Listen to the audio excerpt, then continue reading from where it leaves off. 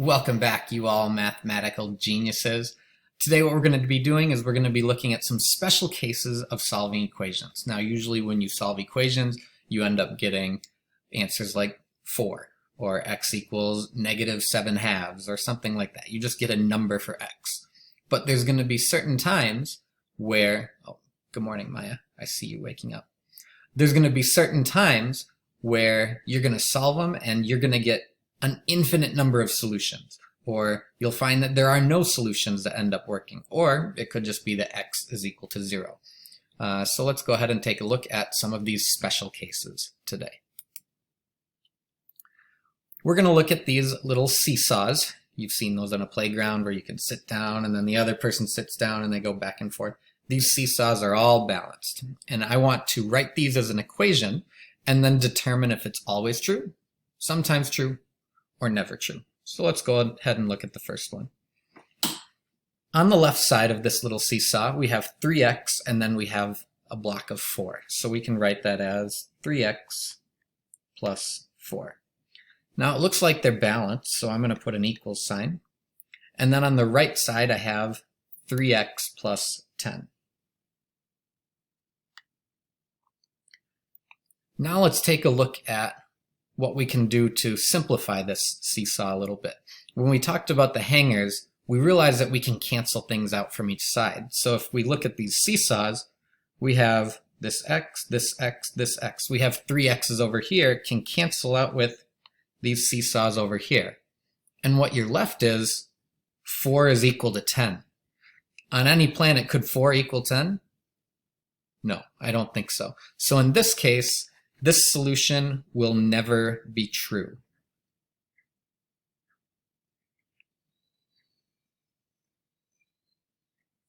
So there are going to be no solutions for x that could ever make this possible. So when you have the same amount of x's on each side, but then a different number attached to them, then it's going to be no solutions. And let's take a look at this one. This one's going to be pretty similar. Let's take a look at the left side. We have 3 x's and then a block of 4. So we have 3x plus 4. And then on the right side, we again have the exact same thing. We have 3x plus 4.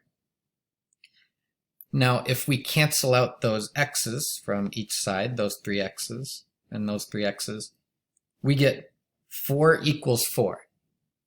And it doesn't matter what value of x we had. Let's just pretend for a second. Pretend that x was worth 10.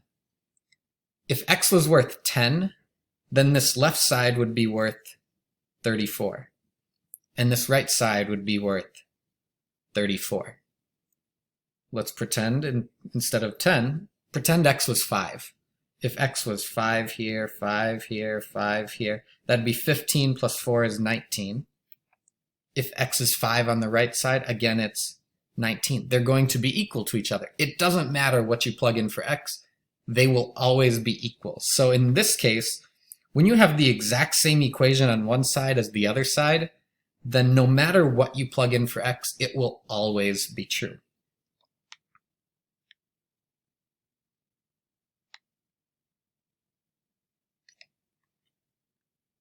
So the first one, there are 0 solutions.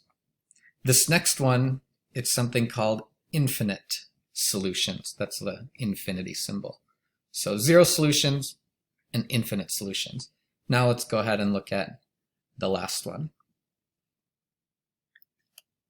On the left side, we have 2x plus 4. And it's getting set equal to 3x plus 4. And you notice to simplify this, we could cancel out 2 x's. So cancel, cancel, cancel, cancel. And we're left with 4 equals 4 plus x. Now there's only one number that x could possibly be in order to make this equal to true, because 4 is equal to 4 already. So in order to make this true, x would have to equal 0. So in this case, it'd be a special solution where x is equal to 0. So it's sometimes true, but it's only true if x is equal to 0. So there's an illustration of the 3 special cases. Now let's go ahead and determine which of these will have no solutions, infinite solutions, or if x is going to equal 0. First one, we have 5x plus 12 equals 9x plus 12.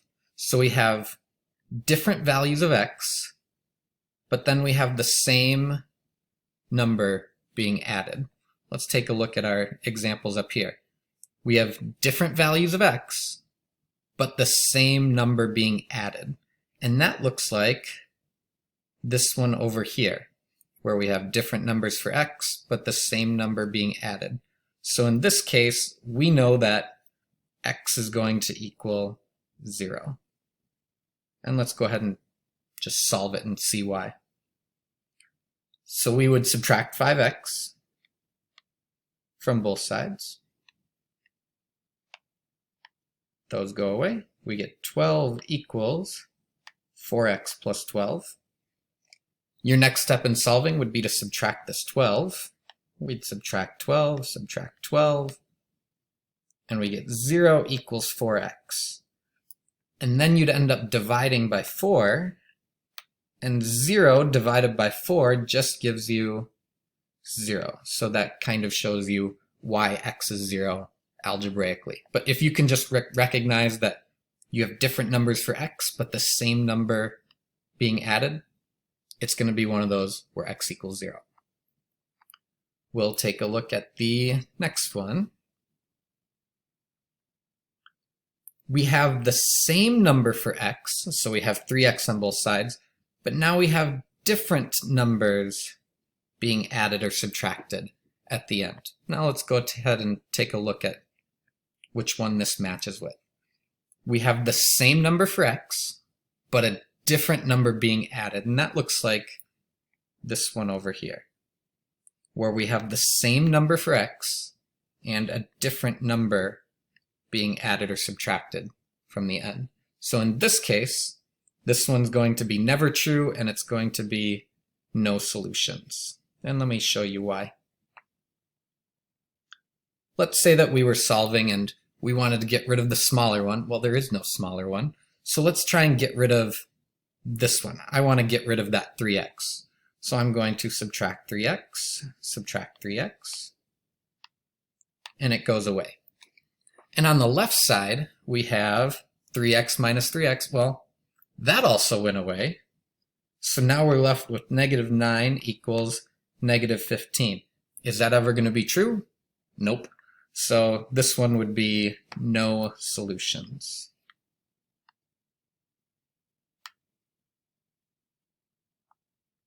So no solutions for that one. There's no value of x that could ever make that one true.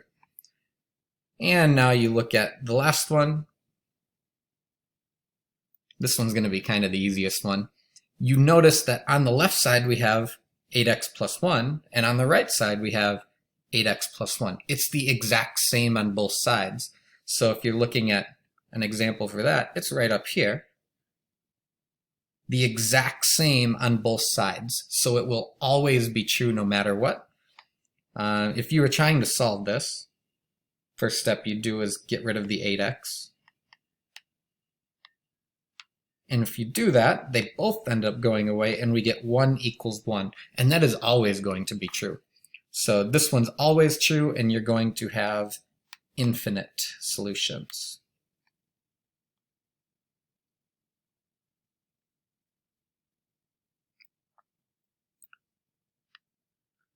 So go ahead and use those notes at the top as a guide and see if you can figure out the answers to 1, 2, and 3. Will it have no solutions, infinite solutions, or will it be x equals 0? Go ahead and hit pause and then come on back.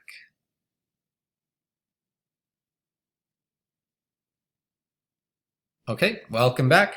Hopefully for that first one you noticed they were the exact same on both sides, so that one's going to be infinite solutions. I gave you the answer. I was being nice. Try the next two on your own and then submit it up to Schoology. Sometimes you are going to have to simplify first. So now we're going to combine all of the things that we've been doing, And we're going to simplify first. So we're going to distribute, we're going to combine like terms. First things first, draw that line down the equal sign. Then we are going to take that 2 and distribute it. So we're left with 4x plus 2x minus 22 equals 6x minus 22. Then on the left side, we can combine like terms. 4x plus 2x is 6x. And we get to this part here, where we have 6x minus 22 is equal to 6x minus 22. Hopefully you notice they're the same on both sides.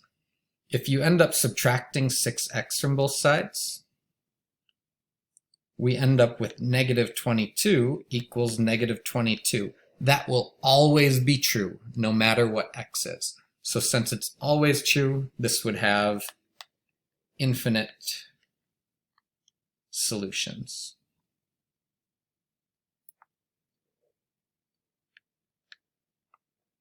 So when you get the exact same thing on both sides, you know that that one's going to be a case of infinite solutions. And one more example together. Draw that line going down the equal sign. First step, we have to distribute. So on the left side, there's nothing to distribute. Just leave it the way it is, negative 3x plus 29. On the right side, we are distributing a minus 11. So we leave the minus 4 the way it is. Minus 11 times x is a minus 11x. And minus 11 times minus 3 is plus 33. So now that we've distributed, we still have to combine like terms. On the left side, there's no like terms to combine. The minus 3x and plus 29, they're separate terms. But on the right side, we have minus 4 and plus 33 to combine with each other. So let's go ahead and do that. Leave the left side alone. Negative 3x plus 29. On the right side, we start with minus 11x, but if you combine minus 4 and a plus 33, think of that as just 33 take away 4, that's going to be plus 29. So now we get to one of these special cases here where you have different values of x, but the same value being added after them. So we have different values of x, same value being added or subtracted, and if you look all the way up, further up in your notes, if you have different values of x, but the same number being added or subtracted each time, we get x equals 0. So this is going to be a case where x equals 0. And you could verify it by moving the smaller one. So I would move the smaller one, which is 11x. So we add 11x to both sides. So we get 8x plus 29 equals 29. Then you'd subtract 29 from both sides. And you get 8x equals 0. And if you end up dividing by 8 on both sides, we just get x equals 0. So after simplifying, distributing, combining like terms, all of that stuff, we found that x equals 0. You don't have to show all of these steps here. If you can just recognize right away that it equals 0, go ahead and do that. So there are a couple more for you to do on your own. Go ahead and try those, submit them to Schoology, and use it to check your work. So thank you for joining, and we're almost done with this unit. Nice job.